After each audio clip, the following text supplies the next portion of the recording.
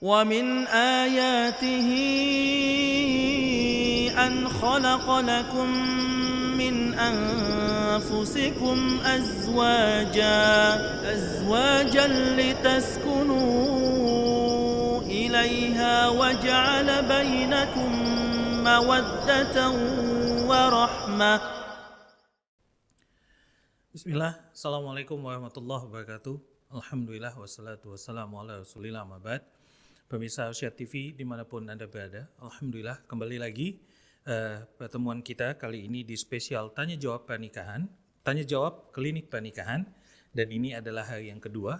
Dan insya Allah kita akan menjawab semua pertanyaan-pertanyaan yang masuk ke kita, baik itu secara offline ataupun online di 0822 8888 6630. Dan untuk spesial Tanya Jawab Klinik Pernikahan kali ini, Alhamdulillah sudah hadir guru kita Ustadz Ali Nur Medan Hafizullah Ta'ala di studio kita. Alhamdulillah Ustadz, Assalamualaikum. Assalamualaikum. Baik, kita langsung saja karena sudah banyak pertanyaan, dan insya Allah kita akan menjawab pertanyaan ini sampai dengan 1 jam 60 menit ke depan ya. Ustadz akan menjawab semaksimal yang Ustadz bisa. Nanti kalau memang tidak ada yang tidak bisa dijawab, mungkin insya Allah akan bisa dijawab di kesempatan lainnya. Baik, kita akan masuk pertanyaan pertama. Assalamualaikum Ustadz, ini dari Ummu Raya, Bukit Tinggi. Ana mau tanya, apakah dosa kalau seorang istri sering membicarakan keburukan suami di depan anak-anak, sekedar untuk curhat? Terima kasih Ustadz. Assalamualaikum warahmatullahi wabarakatuh. Innal hamdalillah nahmaduhu wa nasta'inuhu wa nastaghfiruh wa na'udzu billahi min shururi anfusina wa sayyiati a'malina. Man yahdihillahu fahuwal muhtadi wa man yudlil falan tajida lahu waliyyan mursyida. Asyhadu an la ilaha illallah wahdahu la syarika lah wa asyhadu anna Muhammadan 'abduhu wa rasuluh alladzi la nabiyya ba'dah. Wa qala Allah subhanahu wa ta'ala, يا أيها الذين آمنوا اتقوا الله حق تقاته ولا تموتن إلا وأنتم مسلمون. وقال عز من قال يا أيها الذين آمنوا اتقوا الله وقولوا قولا سديدا يصلح لكم أعمالكم ويغفر لكم ذنوبكم ومن يطع الله ورسوله فقد فاز فوزا عظيما. يا أيها الناس اتقوا ربكم الذي خلقكم من نفس واحدة وخلق منها زوجها وبث منهما رجالا كثيرا ونساء واتقوا الله الذي تساءلون به والأرحام إن الله كان عليكم رقيبا. أما بعد إن أصدق الحديث كتاب الله وخير الهدي هدي محمد صلى الله عليه وسلم وشر الأمور محدثاتها وكل محدثة بدعة وكل بدعة ضلالة وكل ضلالة في النار. Ikhwah, para pemirsa dan para pendengar dimanapun Anda berada, tadi sebagaimana pertanyaan yang masuk ke studio tentang seorang ibu yang sering menyebutkan aib suaminya di hadapan anak-anaknya, ini bagaimana? Perlu kita ketahui bahwasanya secara umum Allah Subhanahu wa taala firman, wala yaghtab ba'dukum ba'dha. Janganlah sebahagian kalian menggunjingi sebahagian yang lain. Kemudian Rasulullah Shallallahu Alaihi Wasallam dalam sebuah hadis sahih, beliau mengatakan tentang masalah ghibah. Beliau memberikan definisi ghibah, yaitu dzikruka akhaka bima yakrah. Engkau menceritakan aib, menceritakan tentang saudaramu yang suatu hal yang tidak dia ketahui, suatu hal yang tidak dia sukai. Secara umum yang namanya ghibah, menggunjing atau menyebutkan aib seseorang kepada orang lain yang dia tidak ada di situ, ya, yang tidak dihadir di situ, maka ini dikatakan ghibah. Sahabat pernah bertanya, ya Rasulullah, wa kaifa idza fihi ma qultu? Ya Rasulullah, gimana jika memang apa yang kukatakan itu benar adanya, bukan bohong? Rasulullah menyebutkan, wa idza fihi ma qulta faqad irtabta. Kalau memang apa yang engkau katakan itu benar, itu kamu sudah menggibahinya, sudah menggunjinginya. Oleh karena itu hukum asal menggunjingi, bergunjing itu tidak dibolehkan. Siapapun yang kita gunjingi. Ya, siapapun yang kita gunjingi. Kecuali ada 6 hal yang disebutkan Imam An-Nawawi ya dalam kitab Riyadhus Shalihinnya yang dibolehkan, di antaranya ketika ada seorang terzolimi kemudian dia adukan kepada pihak pemerintah yang berwenang. Juga ketika meminta fatwa, dan ada 6 hal yang disebutkan Imam An-Nawawi. Artinya dia dibolehkan. Dibolehkan di sini dia tidak termasuk keumuman, dari dari larangan berghibah. Baik. Di antaranya yang dibolehkan menurut Imam An-Nawawi yaitu ketika ada seorang melakukan perbuatan mungkar, maksiat, dilakukan dengan terang-terangan. Dilakukan dengan terang-terangan di hadapan masyarakat. Maka ini juga boleh dighibahi karena dikhawatirkan nanti kejahatan dia menular kepada yang lain.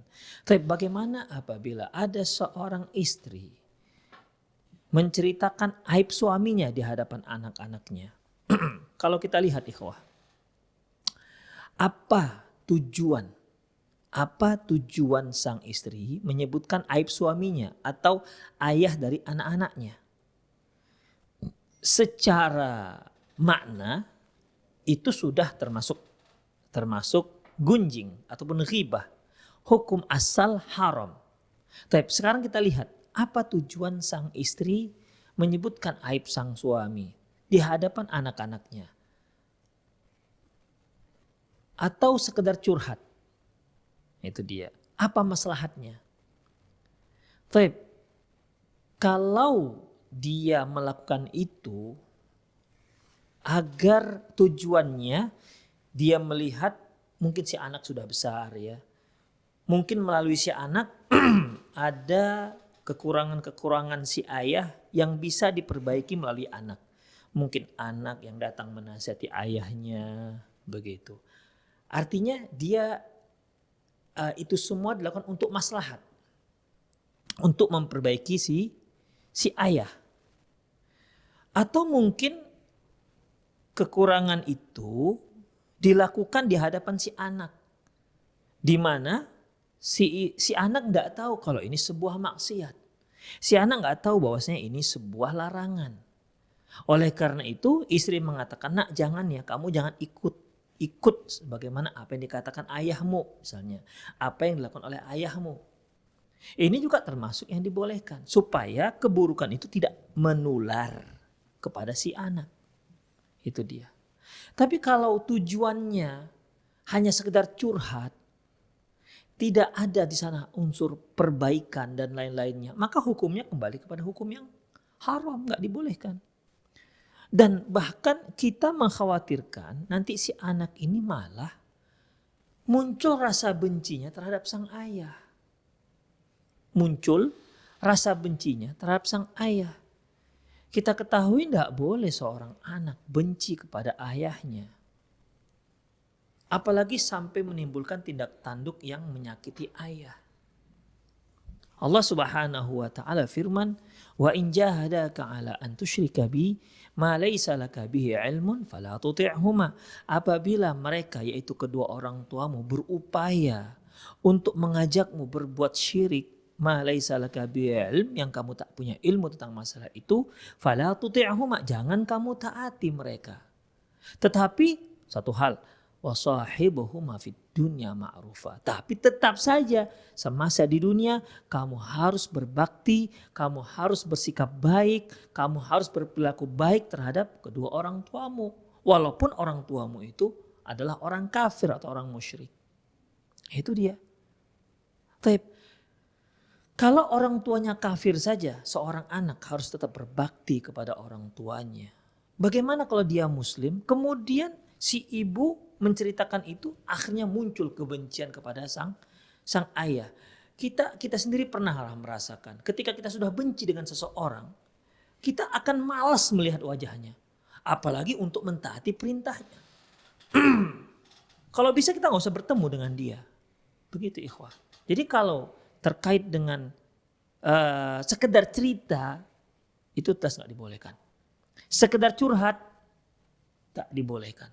Ini masuk pada hukum asal ghibah, yaitu dosa. Dan ghibah, gunjing, termasuk dosa besar. Apalagi terkait dengan menggibahi suami sendiri. Karena akan membuka pintu maksiat yang lain. Apa itu? Durhakanya anak kepada ayahnya. Jadi intinya tidak dibolehkan. Kecuali satu, diharapkan si ibu berharap, si istri berharap anaknya ini bisalah menasihati ayahnya. Mungkin si anak bisa lebih bijak dan lain-lainnya. Kemudian agar si anak jangan sampai meniru karena dia mungkin tidak tahu ini perbuatan yang buruk. Tapi kalau hanya sekedar curhat nggak dibolehkan. Allahu a'lam bishawab. Baik, jazakallah ya Ustaz. Kembali kami mengingatkan untuk pemirsa Asia TV dimanapun antum berada, kita masih membuka line telepon di 0822 8888 6630. Kami ulangi di 0822 8888 6630. Baik, kita akan masuk ke pertanyaan berikutnya. Assalamualaikum Ustadz, saya Umi Bilal dari Indramayu. Maaf di luar tema, saya mau nanya. Jika ada anak hasil zina dan dia laki-laki dan sudah baligh, ibu dan ayah biologisnya sudah menikah, apakah anak tersebut termasuk mahram bagi keluarga ayah biologisnya, terutama adik perempuan ayah biologisnya? Assalamualaikum warahmatullahi wabarakatuh. Waalaikumsalam. Baik, barakallahu fiik. Di sini terkait dengan anak zina. Seorang laki dan seorang puan berzina, kemudian melahirkan seorang anak laki, gitu ya. Kemudian tentunya dari sisi syar'i ini ayah tidak tidak diakui dalam sisi syariat. Pertanyaannya ya dari Ummu Bilal tadi ya. Ya. Apakah adik dari ayah biologisnya ya bibi zina jadinya. Jadi bibi adik dari ayah biologisnya ini itu mahram. Ikhwah, perlu kita ketahui mahram itu penyebabnya yang pertama yaitu dikarenakan pernikahan. Apabila seorang laki-laki sudah menikah secara sah, ya, menikah secara sah dengan seorang perempuan, ini salah satu faktor menyebabkan si perempuan menjadi mahram. Juga termasuk ibunya si istri, mertua itu mahram selamanya, ya, selamanya. Walaupun mereka sudah bercerai, namun ibu mertua tetap mahram. Jadi mertua tidak ada istilah mantan mertua. Mantan istri ada, mantan suami ada, mantan mertua tidak ada. Tapi kalau adik mertua ya itu enggak termasuk mahram. Itu dikarenakan pernikahan. Yang kedua dikarenakan keturunan. Ya, keturunan seperti anak, ayah, ya saudara, ya, saudara kandung, saudara seibu, ya,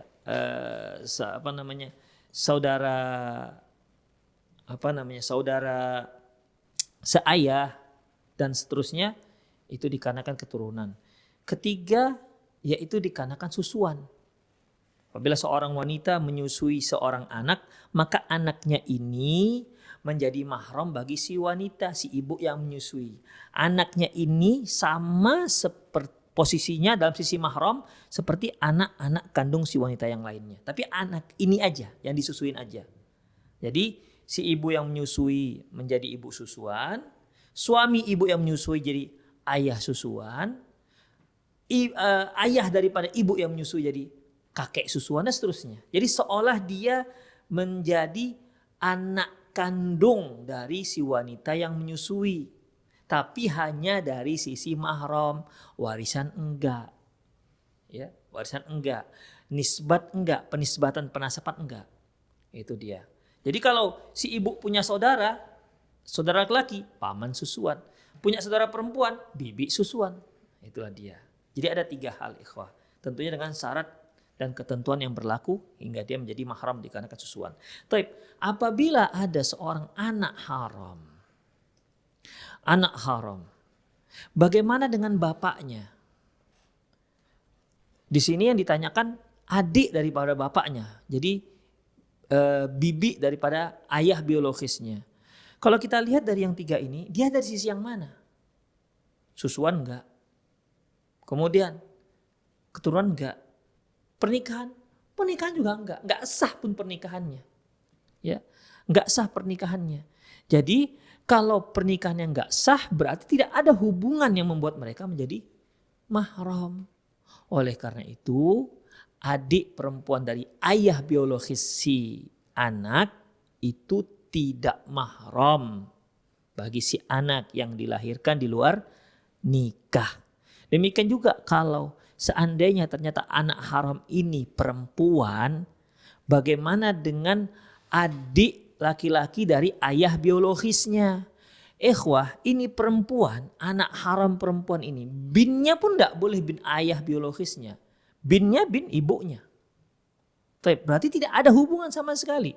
Pernikahannya nggak sah. Ya, lahir dia tidak dileges secara syar'i.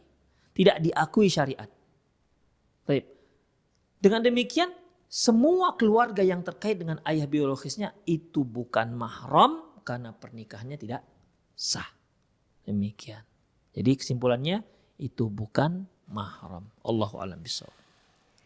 Jazakallah ya Ustaz. Baik, kami kembali mengingatkan untuk yang mau menelpon, silakan telepon di line telepon di 0822 8888 6630. Kita akan masuk ke pertanyaan berikutnya. Bismillah, bagaimana cara menasehati istri yang terlalu keberpihakan kepada keluarganya Ustadz? Sementara usia pernikahan sudah 9 tahun, tapi gitu-gitu aja Ustadz. Jazakallah khairan Ustadz. Barakallahu fikum. Mengenai keberpihakan, ikhwah, masalah keberpihakan itu bukan satu masalah. Ya, bukan satu masalah. Yang jadi masalah adalah keberpihakan ini dalam masalah apa? Dalam masalah apa misalnya? Kalau keberpihakannya dalam masalah yang tidak dibenarkan oleh syariat, maka nggak dibolehkan. Ya, tidak dibolehkan. Demikian. Makanya ya kita harus perhatikan apa masalahnya. Oh, dia berpihak kepada keluarganya sampai dia lebih mendengarkan patuh dengan keluarganya ketimbang suaminya. Nah, ini gimana? Ini keberpihakan yang salah. Mengapa demikian? Jelas bertentangan dengan syariat.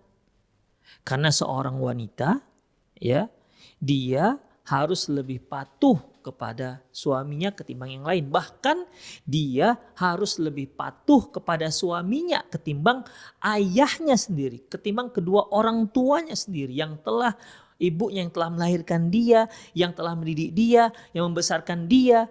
Namun ketika dia sudah menikah, maka suaminya yang lebih berhak terhadap dirinya. Su'ila Rasulullah SAW, Man ahaqqun nasi bi imra'atin. Siapa yang paling berhak terhadap seorang perempuan? Rasulullah menjawab, qal zaujuha, suaminya. Itu dia. Ya, jadi kita melihat kalau berpihakannya untuk hal-hal yang sebenarnya tidak menyalahi syariat, ya, tidak ada kaitan dengan syariat. Misalnya dia kok lebih senang berkunjung kepada keluarganya ketimbang kepada keluarga laki-laki, keluarga suaminya. Sebenarnya kan gak ada masalah. Ya mungkin ada alasan. Kalau dia pergi ke keluarga laki-laki, ke suaminya, mungkin di situ ada ipar-ipar laki-laki yang dia gak nyaman. Apalagi nginep. Ya, karena dia harus memakai menutup aurat yang full, menutup aurat yang sempurna di sana, karena di sana ada yang bukan mahramnya. Tapi kalau dia sering ke rumah orang tuanya misalnya, ya nggak ada masalah. Dia kembali kepada asalnya. Kecuali kalau sampai suami melarang. Kalau suami melarang, Dik, janganlah sering-sering ke rumah orang tuamu, Dik. Berarti nggak boleh si istri. Kenapa? Sudah masuk di situ hukum syar'i, yaitu mematuhi perintah suami. Tapi kalau suami juga nggak melarang, mengunjungi orang tua juga bukan suatu hal yang melalui syariat, ya nggak apa-apa. Keberpihakan seperti itu. Demikian. Makanya sang suami juga harus perhatikan keberpihakan yang bagaimana yang dimaksud. Jika memang keberpihakan itu suatu hal yang lumrah, mungkin kasih sayang. Ya misalnya ikhwah, seorang anak perempuan, dia dengan ibu kandungnya lebih dekat begitu.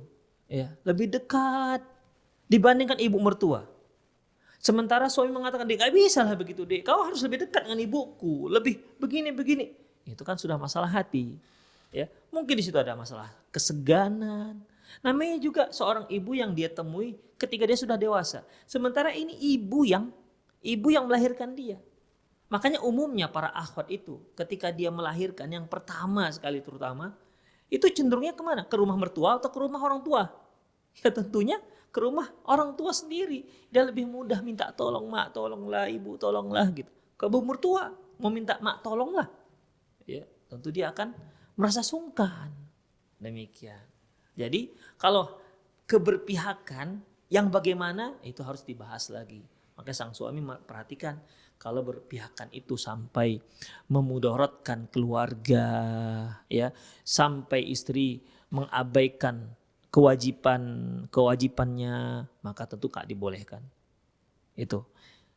Jadi bagaimana sikap seorang suami? Sikap seorang suami pertama yaitu ajak si istri berpikir dan beritahu kepada si istri apa yang dia inginkan. Ya, apa yang dia inginkan. Jangan diam-diam saja, jangan hanya menggerutu dalam dada. Ya. Dia mendem begitu, mau ngomong nggak berani misalnya, atau mau ngomong nggak bisa, minum aja. Ya gimana istri tahu kalau itu suatu hal yang nggak disukai oleh sang suami. Kalau suami sudah mengatakan, walaupun perkara asalnya boleh, ya boleh. Tapi kalau kata suami mengatakan, Dek, nggak usah lah sering-sering ke rumah orang tuamu, udah masuk di situ aturan syariat. Dia harus mematuhi perintah sang suami. Rasulullah SAW mengatakan, "Idza shallatil mar'atu khamsaha wa shamat syahraha wa hafizat farjaha wa ata'at ba'laha qila laha udkhulil jannah min ayyi abwabin syi'ti." Apabila seorang wanita salat yang 5 waktu, puasa bulan Ramadan, menjaga kehormatannya dan mentaati suaminya, maka akan dikatakan kepada dia nanti di hari kiamat, silakan kamu masuk ke dalam surga dari pintu mana saja yang kamu inginkan. Ya demikian, dari pintu mana saja yang kamu inginkan. Dan manusia yang disuruh seperti ini dulu adalah Abu Bakar radhiyallahu anhu. Ya, silakan masuk dari pintu mana saja yang diinginkan oleh Abu Bakar. Dipanggil dari semua pintu, demikian. Jadi intinya, ya, lihat apa yang dimaksud dengan keberpihakan tersebut. Tolong suami yang merasa nggak nyaman, beritahu dengan cara yang lembut kepada si istri bahwasanya dia kurang nyaman dengan cara seperti ini. Allahu a'lam bishawab. Baik, jazakallah ya Ustadz. Kembali kami mengingatkan untuk seluruh pemirsa Arsyad TV, line telepon masih kami buka di 0822 8888 6630 dan kami masih menunggu teleponnya. Kita akan masuk ke pertanyaan berikutnya. Assalamualaikum Ustadz, saya mau nanya. Oh, kita ada telepon ini. Baik, assalamualaikum. Waalaikumsalam. Waalaikumsalam. Ya. Dengan Assalamualaikum, siapa di mana, Ustaz. Pak? Dengan hamba Allah di Bandung. Oke, ya. Tafadhol, Pak. Assalamualaikum Ustaz. Waalaikumsalam warahmatullahi wabarakatuh. Maaf saya telat menyimak, mungkin tadi sudah ditanyakan oleh pemirsa Ustaz tentang ini itu Ustaz, tentang pernikahan. Jadi begini Ustaz, ada saudara saya itu jadi anak saudara saya itu dia tuh menikah karena itu jadi hamil duluan Ustaz. Ya. Jadi si perempuan itu hamil setelah berapa bulan dinikahkan, Ustaz. Ya. Apakah pernikahan ini statusnya sah? Ya. Ya. Terus anak tadi saya sudah mendengar Ustaz, ada sedikit tadi saya sudah menyimak bahwa anaknya itu anak haram, jadi nggak dinisbatkan oleh ke bapaknya, jadi ke ibunya. Status pernikahannya itu bagaimana Ustaz? Itu apakah harus diulang lagi atau harus bagaimana Ustaz? Oke. Itu aja Pak. Ya, gitu Ustaz. Ya. Baik, jazakallah ya untuk hamba Allah di Bandung. Type status anak di luar nikah. Kemudian itu sudah tadi ya, ini pernikahan seorang wanita di saat dia hamil. Ikhwah, apabila ada seorang wanita yang hamil tanpa suami, jika yang menikahi dia yaitu laki-laki yang bukan menghamili dia, maka sepakat para ulama nggak dibolehkan. Sebagaimana sabda Rasulullah SAW, la yaski rajulan zar'a ghairih. Janganlah seorang laki-laki itu menyirami tanaman orang lain. Ya, ibaratnya janin itu tanaman, ya tanaman, kemudian disirami oleh laki-laki lain. Itu dia. Kalau yang ini sepakat para ulama nggak dibolehkan, nggak sah pernikahannya. Yang kedua yaitu bagaimana kalau yang menikahi dia dalam keadaan hamil itu adalah laki-laki yang menghamili dia. Disinilah ada khilafiyah di kalangan para ulama. Ya, disinilah ada khilafiyah di kalangan para ulama. Yang rojih Allahu a'lam bissawab. Jadi tambah dengan menutup tindakan-tindakan tindakan yang semakin semaraknya menuju perzinahan, yaitu tidak sah pernikahannya karena harus istibra. Seorang yang menikah dengan seorang wanita itu rahimnya harus istibra. Istibra itu bersih rahimnya dari berbagai macam bibit janin. Makanya apabila ada seorang membeli hamba sahaya perempuan, ya, maka dibiarkan dulu 1 kali haid. Jelas bahwasanya dia tidak hamil. Maka setelah itu boleh dia melakukan hubungan intim dengan si hamba tersebut. Ya. Oleh karena itu, wanita yang sedang hamil di luar nikah, apabila dia menikah melangsungkan akad pernikahannya, maka pernikahannya tidak sah. 1. Yang kedua, ya, anaknya kalau lahir menjadi anak haram. Walaupun setelah lahir dia mengulangi pernikahannya. Jadi nikah yang gak sah itu harus kan diulangi lagi. Kapan diulanginya? Ketika si anak lahir. Terus ketika anak ini sudah lahir, mereka menikah. Anak ini gimana statusnya? Tetap haram. Selamanya haram, gak jadi halal dia. Karena dia diletakkan dalam keadaan haram. Nah, kalau adik-adiknya yang lahir setelah pernikahan yang sah itu, barulah dia dikatakan anak halal. Tapi anaknya yang pertama ini, anak yang nikah dari hasil hubungan haram, itu haram terus. Walaupun setelah itu orang tuanya menikah secara sah. Demikian ikhwah. Ya. Jadi diulangi. Dan sangat disayangkan ikhwah, banyak terjadi di Indonesia. Oke, kalau anaknya laki-laki, kalau anaknya perempuan gimana? Kemudian si ayah juga merasa sebagai ayah yang hakiki, sebagai ayah yang memang sudah disahkan oleh syariat. Padahal jelas anak haram. Dia pula yang menikahkan anaknya ini di saat sudah besar. Kembali tak sah pernikahan itu. Pernikahan anaknya. Kenapa? Ayahnya tidak boleh jadi wali. Coba. Menikahlah si anak. Dinikahkan oleh wali yang bukan wali dia. Dia bukan wali. Gak sah jadi wali. Ya, ayah biologis itu tidak sah menjadi wali. Tidak boleh dia menjadi wali si anak. Baik. Kalau nggak boleh menjadi wali si anak, berarti bagaimana? Lah nikah illa bi wali. Tidak sah pernikahan kecuali dengan wali. Berarti si anak gimana? Nggak sah pernikahannya. Kalau dia melakukan hubungan intim, hamil tuh cucu haram. Kan gawat jadinya ikhwah. Makanya dari awal Islam itu menyatakan la taqrabuz zina. Kalian tuh jangan dekati zina. Innahu kana fahishatan wa sa'a sabila. Itu perbuatan keji dan jalan yang buruk dari awal-awal. Kalau sudah terjadi hamil, coba. Siapa yang nanggung ini semua? Demikian. Jadi kita lihat para laki-laki perempuan, lupa dia dengan daratan, lupa dengan lautan kalau sudah kasmaran bergejolak. Akhirnya melakukan perzinahan. Kemudian sudah hamil, dia malu. Makanya ketika hamil lah dinikahkan. Kenapa? Untuk menutupi rasa malu. Ketika dia melakukan itu, malu apa enggak dia?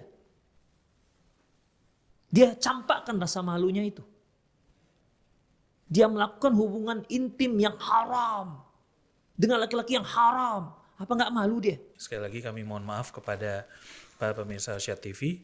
Kita akan lanjutkan ke pertanyaan berikutnya Ustadz ya.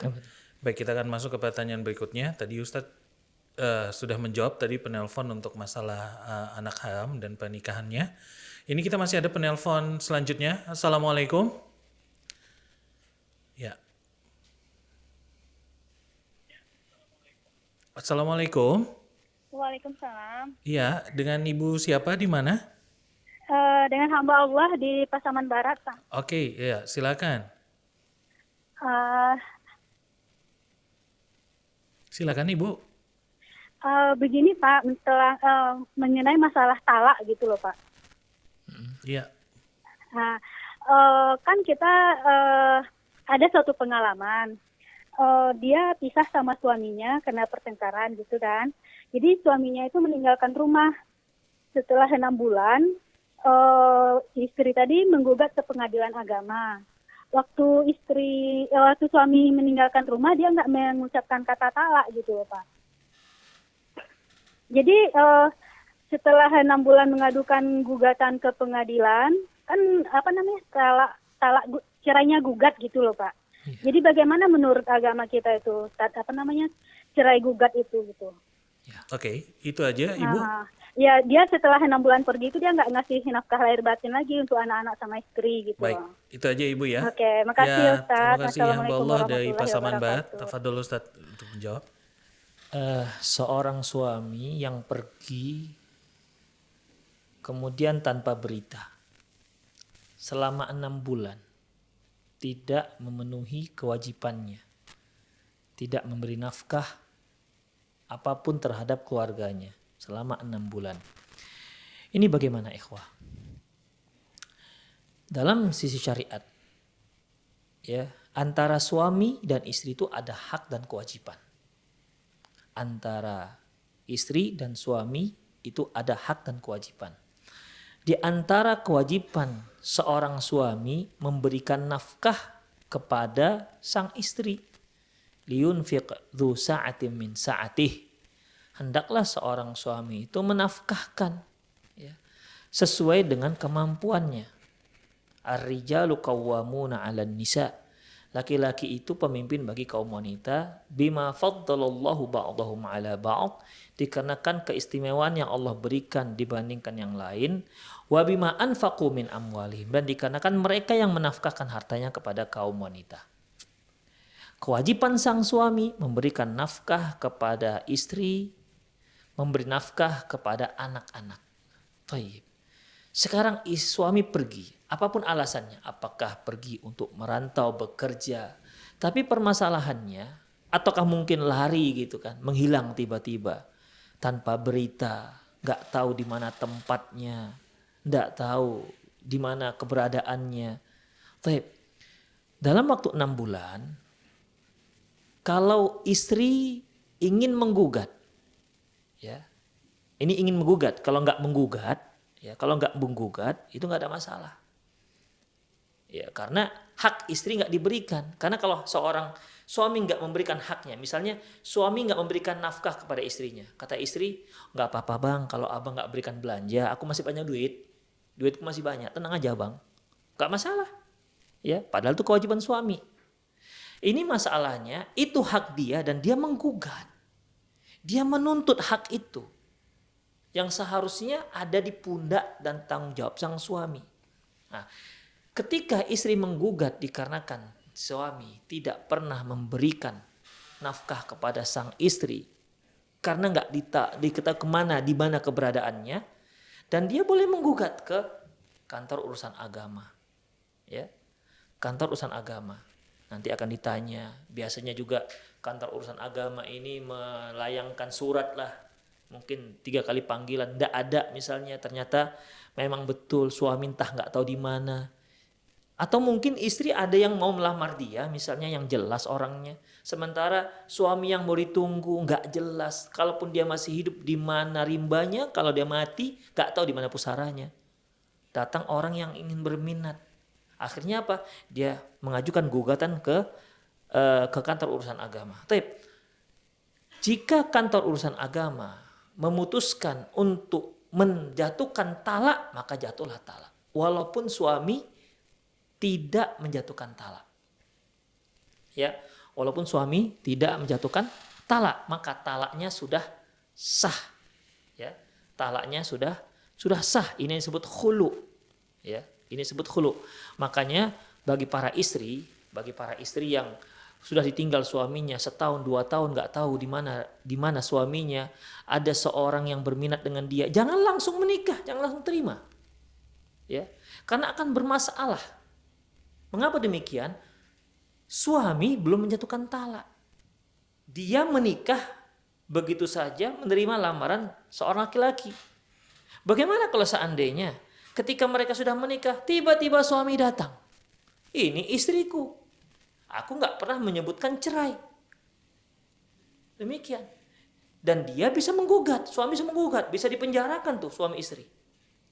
Demikian. Tapi dengan adanya gugatan ke pihak pemerintah mengeluarkan surat resmi bahwasanya mereka sudah bercerai, dengan demikian si istri akan dilindungi secara hukum. Itulah salah satu maslahatnya mengapa pemerintah kita menyuruh mempelai laki-laki setelah mengucapkan akad itu disuruh membaca sirah ta'liq. Sebenarnya sirah ta'liq itu tanpa dibacakan pun memang sudah begitu seharusnya. Tapi banyak kaum muslimin itu nggak mengerti. Kalau nggak salah itu apabila si suami menyakiti badan istri atau tidak memberi nafkah berapa bulannya? 4 bulan apa berapa di sini? 6 bulan ya di sirah ta'liq itu, maka si istri boleh menggugat. Ya, memang begitu prosedurnya. Dan sebenarnya tidak pun dibacakan sirah ta'liq itu memang harus begitu.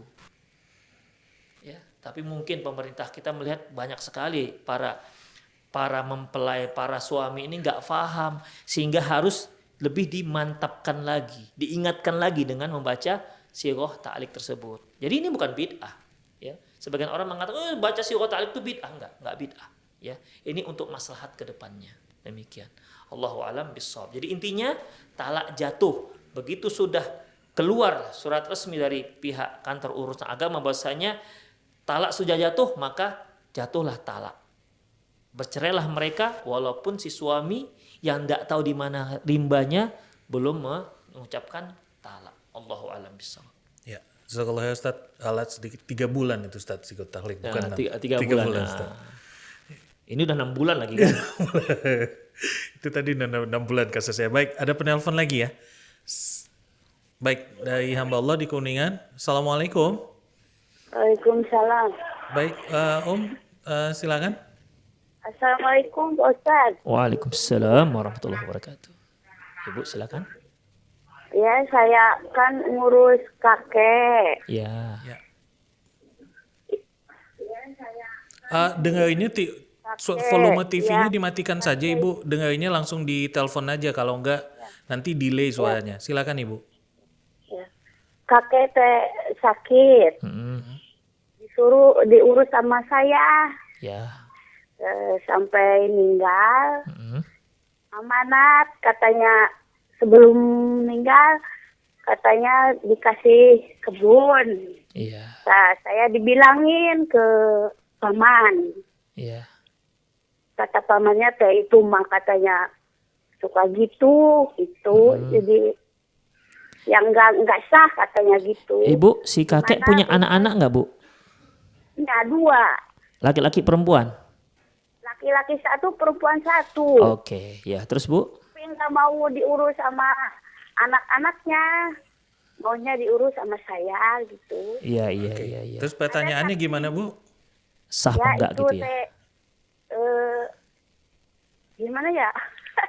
Itu teh kata pamannya teh kan nggak boleh, nggak sah gitu. Oke, jadi kira-kira pertanyaannya mungkin kebun yang dikasih ke ibu itu sah nggak milik ibu atau gimana gitu, Ibu, betul? Iya. Oke. Amanatnya teh. Iya. Iya, baik itu aja, Ibu. Ya Baik. amanatnya teh itu teh sah enggak gitu menurut Ya, agama. baik. Ya, jazakillah khair, Bu ya. Assalamualaikum. Assalamualaikum. Salam. Baik. Perhatikan, Ibu. Apabila seorang meninggal, kemudian dia punya anak laki-laki dan perempuan, dan juga punya cucu. Jadi ibu ini berarti cucu lah ya. Ibu ini cucu. Maka, Bu, cucu tidak mendapatkan warisan karena adanya anak laki-laki. Anak laki-laki dan perempuan itu mendapat asobah, sisa harta. Kalau seandainya si kakek ini masih punya nenek, istrinya ya, maka si nenek atau istri si kakek itu mendapatkan 1/8, dikarenakan si kakek punya anak laki-laki dan perempuan. Sebagaimana firman Allah Subhanahu wa taala, walahunna rubu'u mimma taraktum illam yakul lakum walad fa illam yakul in kana walahunna rubu'u mimma taraktum illam yakul lakum walad. Dan untuk istri mendapatkan 1/4 jika si suami yang meninggal tak punya anak. Fa in kana lakum walad, apabila kalian para suami punya anak, falahunna thumun, maka untuk si istri 1/8. Jadi untuk si nenek 1/8. Kalau nggak ada yang lain saudara-saudaranya, hanya tinggal ada anak 1 orang laki-laki 1 orang perempuan, maka sisa hartanya itu ya diberikan kepada anak laki-laki dan perempuan. Jadi cucu tidak dapat, posisinya tidak mendapat ahli waris. Baik. Bagaimana dengan kebun? Karena si cucu bukan ahli waris, tapi ingat, dia bisa menerima wasiat. Rasulullah SAW mengatakan, la wasiyata li ahli waris. Tidak ada wasiat untuk ahli waris. Tidak ada wasiat untuk ahli waris. Karena si cucu ini tidak termasuk mendapatkan jatah dari ahli waris karena ada anak, maka dia boleh mendapatkan wasiat. Itu dia. Tapi bagaimana dengan kebun itu? Apakah ini wasiat? Ini bisa termasuk wasiat. Hanya saja, itu dia. Wasiat itu tidak boleh lebih daripada 1/3. Jika kebun yang secara aklamasi dinyatakan oleh si kakek untuk si cucu, yaitu ibu yang merawat si kakek, jika kalau dikonversikan, dinominalkan kebun itu harganya lebih dari 1/3 dari seluruh harta si kakek, maka ibu hanya boleh mengambil 1/3-nya saja. Tapi kalau 1/3 atau kurang, maka kebun tersebut sah untuk ibu miliki. Bukan dikarenakan ibu merawat si kakek atau tidak. Ya. Ibu merawat kakek atau enggak merawat kakek, ya itu enggak ada terkaitan hukum. Seorang anak misalnya, si A punya anak laki-laki. Udah, 1 orang laki-laki, 1 orang perempuan. Yang laki-laki pergi tak kemana. Akhirnya si A ini bersama anak perempuannya sampai meninggal. Kemudian ketika meninggal ayahnya, anak laki-laki datang. Mana nih warisan katanya. Ya, mana warisan? Apa bisa dikatakan, kamu kan gak pernah ngurus bapak. Tiba-tiba minta warisan? Enggak ada hubungannya. Karena mengurus orang tua itu imbalannya bukan harta warisan. Terlalu kecil. Imbalan seorang anak yang mengurus Mengurus orang tua itu yang pantas adalah surga. Bukan harta warisan. Walaupun yang ditinggalkan puluhan triliun itu belum cukup imbalannya untuk anak yang mengurus orang tuanya. Demikian juga ibu mengurusi kakek. Imbalan yang pantas untuk ibu itu adalah surga. Bukan sekedar 100-200 juta, bukan sekedar hanya kebun, enggak. Jadi demikian. Jadi tidak ada hubungan dengan itu. Tapi hubungannya dikarenakan si kakek telah memberikan kepada si ibu. Karena ibu tidak termasuk ahli waris. Karena ada 2 anak tadi. Ya, berarti nggak dapat ahli waris, nggak dapat warisan. Tapi ibu bisa mendapat dalam bab yaitu wasiat.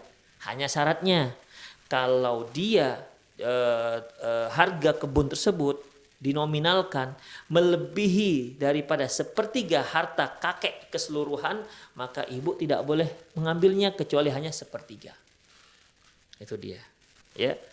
Karena Rasulullah ketika ditanya 1/3 gimana Rasulullah untuk wasiat? Kata beliau, fathuluthun katsir. 1/3 itu pun sudah banyak. Oke lah, jadi ibu hanya berhak mendapatkan 1/3 tapi bukan atas nama ahli waris, tapi atas nama wasiat. Jadi ketika seorang meninggal, yang pertama hartanya dikeluarkan untuk pengurusan jenazah. Yang kedua hartanya dikeluarkan untuk melunasi hutang-hutang. Yang ketiga dikeluarkan untuk apa wasiat yang ditulis oleh si kakek. Mungkin ada wasiat untuk masjid, wasiat untuk si fulan segala macam. Kalau dia untuk si fulan dengan catatan dia si fulannya bukan ahli waris. Intinya jumlah nominal ya. Jumlah nominal wasiat itu harus jangan lebih dari 1/3 dari seluruh harta setelah dikeluarkan biaya penyelenggaraan dan setelah dikeluarkan hutang piutang, hutang-hutangnya. Udah, barulah sisanya itu dibagi-bagikan kepada ahli waris sesuai dengan jatah yang sudah ditentukan oleh Allah Subhanahu wa taala. Ya, jelas Bu ya? Insyaallah. Allahu a'lam bishawab. Masyaallah, semoga bisa mencahkan buat hamba Allah di Kuningan tadi. Baik Ustadz, ini pertanyaan banyak sekali Ustadz. Ini kira-kira kita bisa menjawab beberapa pertanyaan lagi kira-kira Ustadz. Jam berapa nih sekarang? Ini jam 5:30. Coba penelpon. Oke, baik. Ini ada penelpon. Assalamualaikum. Assalamualaikum. Waalaikumsalam warahmatullahi wabarakatuh. Ya, dengan Bapak siapa di mana? Dari Abu Sa'ad. Ya. Silakan Pak Abu Sa'ad. Pertanyaannya silakan untuk langsung ke Ustadz. Gini Ustadz, ini kan ada cerita pengalaman. Jangan panjang-panjang cerita pengalamannya ya. Iya Ustadz. Oke. Ini sedikit aja Ustadz. Jadi kedua orang tua kan bercerai. Ya. Ya, jadi kemungkinan karena sakit hatinya sang istri, maka dia mendoktrin anaknya ini untuk membenci ayahnya sampai dari sejak kecil sampai anak-anaknya ini dewasa. Gitu. Jadi setelah dewasa sang anak sadar bahwasanya kalau doktrin untuk membenci ayah itu kan dosa ya Ustaz ya. Ya. Gitu. Jadi apakah doktrin dari sang ibu ini termasuk namimah atau dosa besar gimana ya Ustaz? Oke. Baik, itu aja Pak Abu Sa'ad ya. Jazakallah ya. Iya Ustaz. Baik, ikhwah, ini salah satu kasus yang banyak terjadi di kalangan keluarga yang sudah bercerai.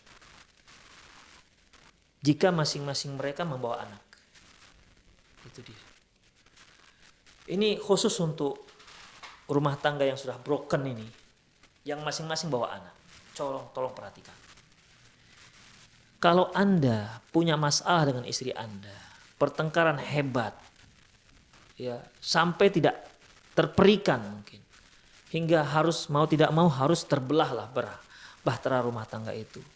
Ingat, jangan dibawa-bawa anak Anda dalam masalah itu. Ya. Jadi seorang istri dia bawa anak, mungkin dengan si istri anaknya dibawa satu, suami bawa satu. Ya. Cukup Anda saja dengan suami Anda yang bertengkar, Anda dengan istri saja bertengkar.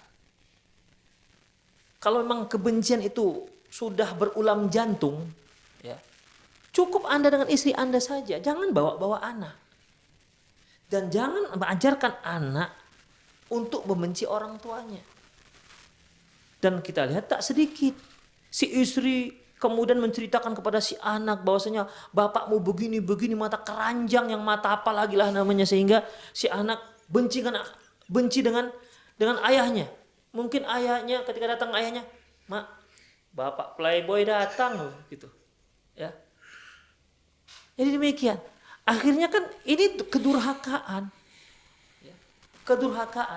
Kedurhakaan ini lebih besar dosanya ketimbang ghibah tadi itu. Kan si ibu menceritakan, mungkin betul lah apa yang dikatakan si ibu. Ya mungkin si ayah tertarik dengan seorang perempuan yang lain, atau yang disebut dengan pelakor lah begitu. Akhirnya si ibu ceritalah kepada anaknya, itulah nah ayahmu nak pantang nengok cewek cakep, lendot terus, pepet terus begitu kan. Demikian, pantang ada cewek cakep, itulah ayahmu, mata keranjang, hidung belang, bibir apa lagi nggak tahu lah. Ya, itu kalau betul masuk pada ghibah ketika dia bicara dengan anaknya. Kalau itu benar ya. Kalau nggak benar itu fitnah, lebih besar lagi dosanya. Dan ada lagi yang bisa menyebabkan dosa lebih besar, yaitu munculnya kebencian si anak kepada si ayah. Ini lebih besar dibandingkan yang dua tadi itu, yang fitnah dengan ghibah tadi itu. Benci si anak nengok si ayah. Rasanya kalau ketemu ayah macam mau ditumbukkan aja, begitulah kalau bahasa Medan ya. Aku tumbukkan aja ayah itu, begitulah kira-kira. Maka malah dalam masalah ini ikhwafidin gak dibenarkan. Si ibu akan ikut menanggung dosa si anak. Karena apa? Karena dia yang sudah mengajarkan kebencian si anak kepada si ayah. Demikian juga si ayah. Tidak boleh dia ajarkan kebencian kepada si anak terhadap ibunya. Ya kalaupun si anak bertanya, kenapa sih ya ayah pisah dengan mama misalnya. Iya kita ada sedikit salah paham lah, sebenarnya makmu tuh bagus lah begitu. Kamu ndak boleh begitu ya, kamu tetap bakti kepada makmu, ibumu, tetap santun, berbakti pada dia karena bagaimanapun dia ibumu. Kalau ayah mungkin karena nggak cocok lah. Harus begitu. Ya jangan dia dibawa-bawa dalam kasus ente, dalam pertengkaran Anda. Jangan. Biar anak-anak tetap dia berbakti kepada kedua orang tuanya walaupun berbeda rumah.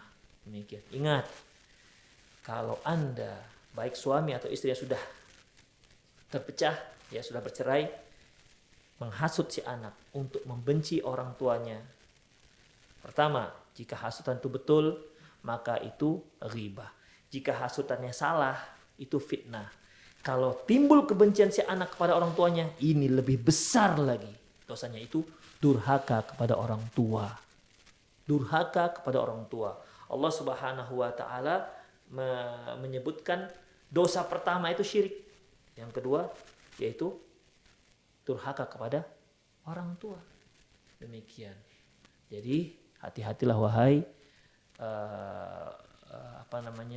istri atau suami atau rumah tangga yang sudah broken, yang sudah pecah, sudah bercerai.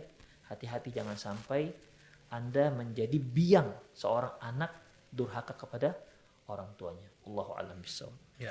Baik Ustaz, jazakallah. Ini gimana Ustaz? Masih bisa satu pertanyaan lagi? Satu lagi pertanyaan. Baik. Ini ada pertanyaan offline. Assalamualaikum Ustaz, saya mau bertanya.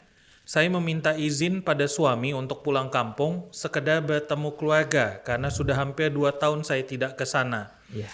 Tetapi respon suami emosi, bahkan sampai bilang, "Gak usah pulang lagi ke sini." Sudah 2 hari beliau tidak menegur sapa pada saya Ustadz. Apa yang harus saya lakukan? Apakah saya sudah jatuh talak Ustadz? Oke. Sebagaimana yang sering kita bahas terkait dan sering bertanya, ada yang bertanya masalah talak. Kalau si suami hanya mendiamkan, itu tidak termasuk talak. Rasulullah SAW bahkan pernah mendiamkan istri beliau selama sebulan. Ya, itu tidak termasuk talak. Dan seorang istri apabila suami melarang kamu jangan pulang kampung misalnya. Kalau okelah kalau kamu pulang juga ya sudah, jangan balik-balik lagi kemari. Ya. Jangan balik-balik lagi kemari. Seorang istri harus cerdas. Itu artinya nggak boleh. Oh boleh ya bang ya. Tapi syaratnya nggak usah balik begitu. Jangan bahlul kali begitu. Ya. Jadi dia harus paham itu maksudnya dilarang. Gitu. Sama kalau kita misalnya melarang anak kita jangan manjat pohon. Nak, kamu jangan manjat pohon. Jangan manjat pohon, nanti kamu jatuh, nak. Besoknya kita lihat anak kita manjat pohon. Kita katakan, nak, panjat. Tinggi-tinggi, sampai pucuk kok panjat. Jangan si anak, tentunya si anak kan paham dari mimik mamanya. Oh, jadi sampai pucuk mak ya? Oke, nggak mungkin. Ya. Itu artinya larangan. Baik. Jadi, kalau suami sudah melarang, maka istri tidak boleh pulang kampung. Ya mungkin suami ada maslahatnya apa. Jadi tinggal anti bertanya. Tanya, sebenarnya bang kenapa sih saya nggak boleh pulang kampung? Tentu ada alasan. Ya, seorang manusia tentu dia ada penyebab. Apa mungkin ada orang melarang tanpa penyebab? Ya. Misalnya kata suami, dek kamu besok gak usah makan nasi lagi. Kenapa bang? Pokoknya gak usah makan nasi. Kenapa? Pokoknya kan. Saya kira itu bukan seorang suami yang bijak. Istri bertanya, kenapa bang? Tanya dengan lembut. Ya. Jangan tanya dengan ancam, bawa pisau. Kenapa bang? Jangan. Ya. Tanya dengan lembut, kenapa bang? Kenapa saya nggak boleh bertemu dengan orang tua saya di kampung? Apa masalahnya? Begitu. Mungkin ada satu hal yang nggak membuat si suami nggak enak, apa namanya, resah kalau istri pulang kampung. Karena ada juga, ya ikhwah, ada istri itu, pokoknya kalau dia sudah bertemu dengan mamanya, kemudian balik ke rumah, ada jadi pertengkarkan di rumahnya. Sampai suami menandain, pokoknya kalau emak mertua sudah mulai datang ke rumah, besok kami pasti bertengkar. Kan begitu. Dan ada seorang ikhwan yang bertanya seperti itu. Pokoknya Ustaz saya tandain, kalau sudah emak mertua datang, malamnya atau besoknya pasti ada pertengkaran. Demikian. Oleh karena itu, akhirnya suami, dek, kalau bisa emak mau usah kemari-kemari lagi lah, dek. Begitu. Ya. Makanya si istri tanya, kenapa bang, kenapa nggak boleh? Tanyalah dengan cara yang lembut, apa alasannya? Ya mungkin di situ ada permasalahan yang mungkin bisa kita benahi sehingga nanti setelah itu dibolehkan lagi untuk pulang kampung. Atau mungkin dikarenakan ekonomi, ya dikarenakan suami berpikir ya mendingan karena pandemi begini kemudian harus mengirit supaya kebutuhan pokok tercukupi. Mungkin juga masalah itu, ya, makanya cobalah bicarakan. Suami juga janganlah melarang itu tanpa alasan. Ya. Berikan alasan yang masuk akal. Ya, tidak boleh diktator. Jangan katakan sekali kok katakan nggak boleh. Apa alasan? Jangan kau tanya alasan. Nah, tentunya ini bukanlah seorang suami yang bijak. Demikian, semoga Allah Subhanahu wa taala merahmati kita. Semoga Allah memberikan petunjuk dan taufik untuk rumah tangga kaum muslimin sehingga rumah tangga itu bisa terjalin dengan sakinah, mawaddah, warahmah.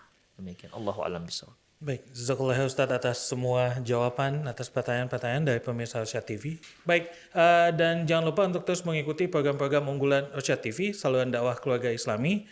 Dan kami informasikan juga nantinya bahwasanya serial klinik pernikahan sudah selesai. Insya Allah nanti Ustadz Ali Nur Medan Hafizullah Ta'ala akan masuk kajian baru dan insya Allah tetap rutin di hari Senin sampai dengan Jumat pada pukul 16.30 waktu Indonesia bagian Barat. Baik, dengan demikian sudah seluruh rangkaian acara kita hari ini. Kami seluruh kru yang bertugas mengucapkan jazakumullah khair kepada seluruh pemirsa Irsyad TV dimanapun antum berada. Kita tutup dengan doa kafaratul majlis. Subhanakallahumma wa bihamdika asyhadu an la ilaha illa anta astaghfiruka wa atubu ilaik. Assalamualaikum warahmatullahi wabarakatuh. Waalaikumsalam warahmatullahi wabarakatuh.